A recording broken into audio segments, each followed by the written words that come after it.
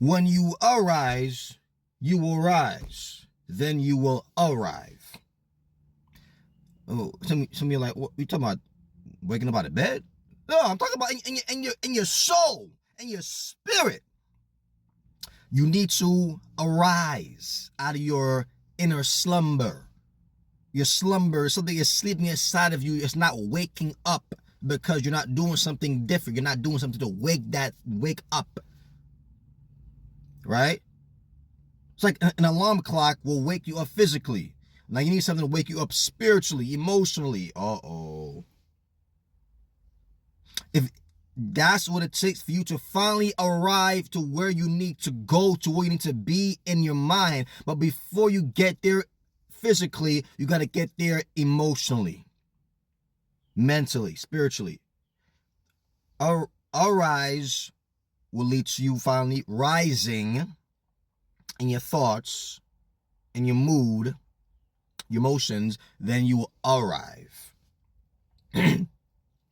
Behold, I'm doing a new thing. It will spring forth. So you not know, I'll make a way in the wilderness, river in the desert.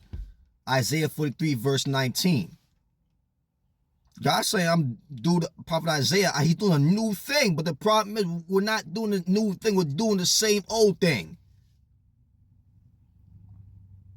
You want a different taste with a particular cuisine, you put different ingredients, you put different spices, and you stir a little different, you simmer a little different, you do a little difference with the culinary dance. With the recipe, right? That's what you do to get a different taste on your tongue.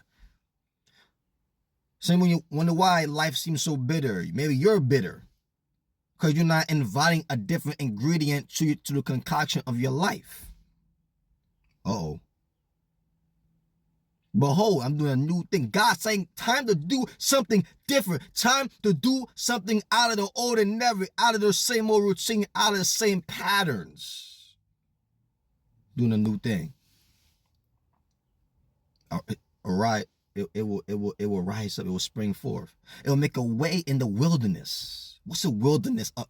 It's like an uncultivated place. The word wild is in there.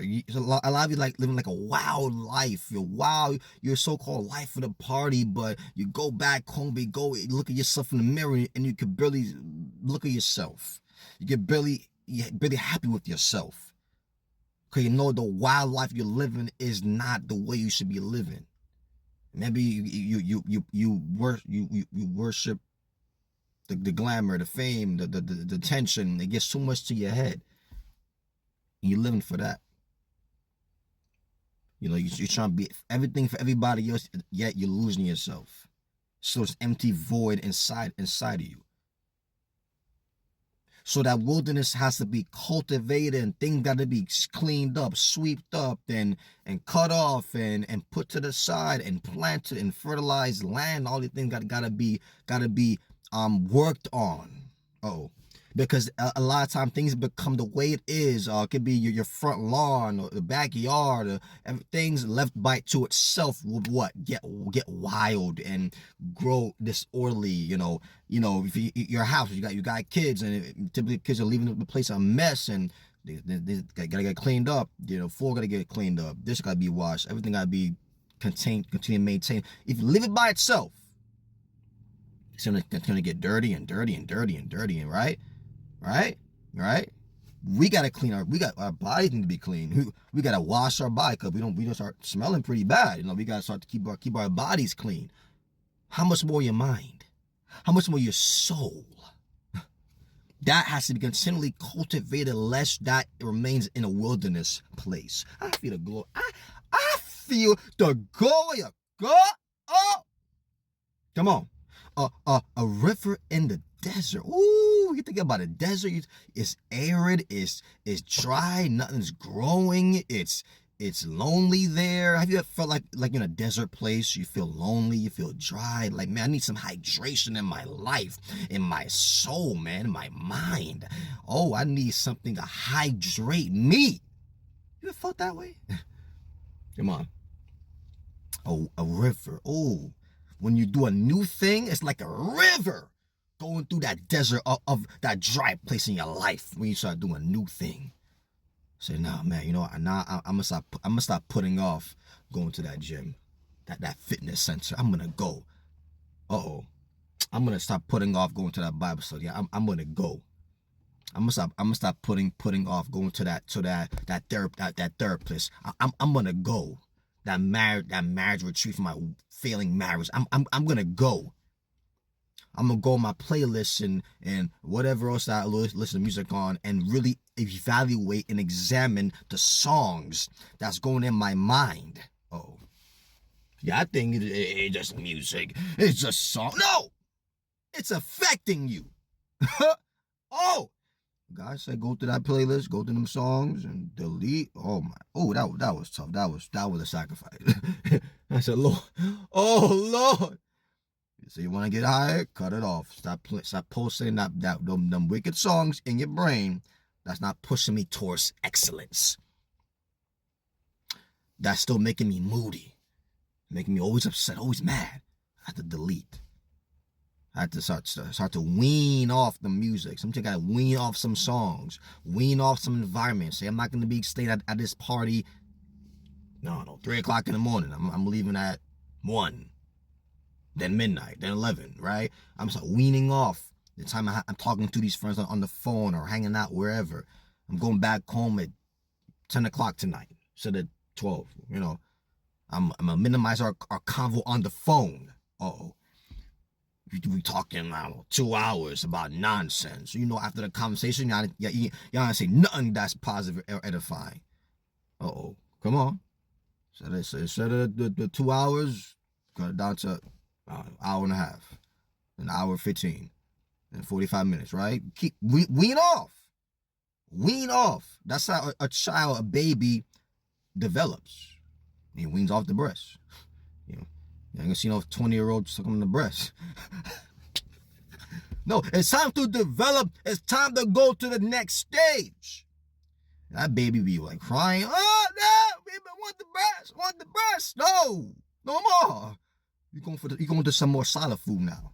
You're going to some more solid food. You need extra nutrition. You're getting older now. Get off the breast.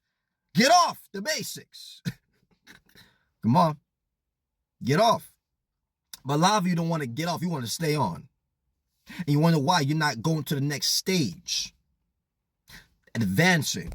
You want to stay on the breast milk. When God got apples for you, and peaches and oranges, bananas and almonds and cashews and, you know what I'm saying? And avocado. I'm talking healthy stuff. I'm talking them healthy foods. Get on it.